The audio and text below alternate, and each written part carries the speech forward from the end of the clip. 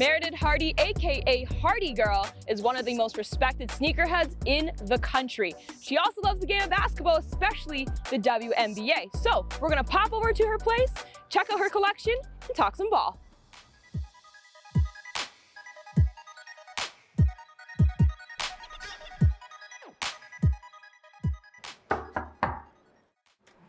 Hey, how are you? Good, come on in.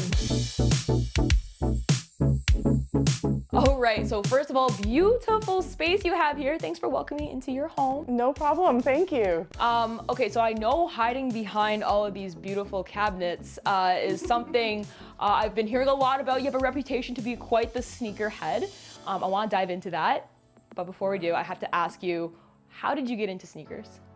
It's such a great question. How I got into sneakers. I think most people's sneaker story starts with like a love of basketball. My sport growing up was swimming. Swimming's not really a sneaker-oriented sport, not a lot of opportunities to get into footwear. So I came to it a lot later than other people. I came into it really through fashion and blog culture in the early 2000s.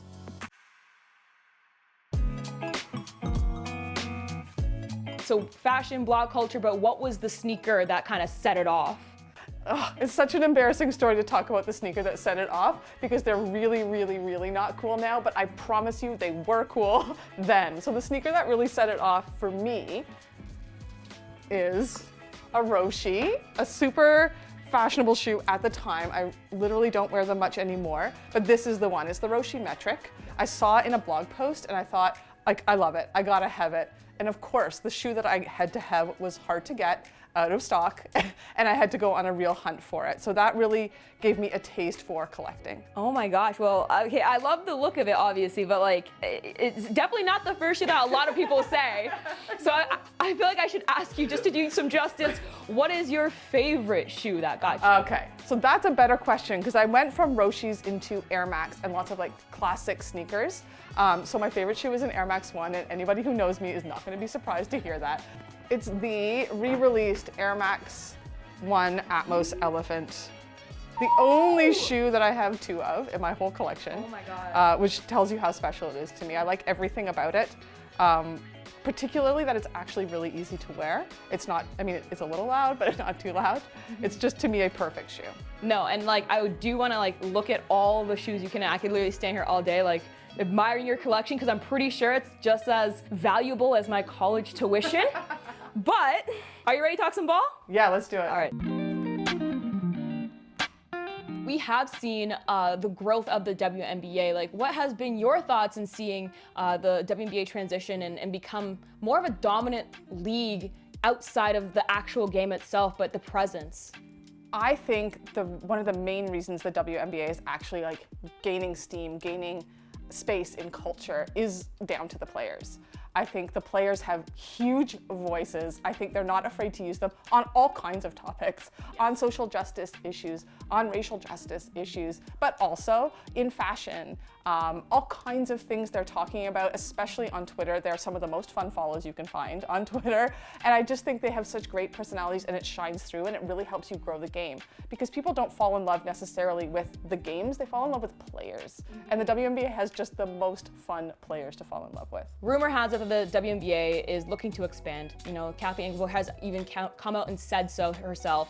But you know, Toronto has always been a destination that has been at the top of people's minds. What do you think it would mean to the city if it did get a WNBA franchise? So I've given a ton of thought, obviously, to an expansion team in Toronto. It's something I talk about probably at least on a weekly basis about I can't wait for it to happen.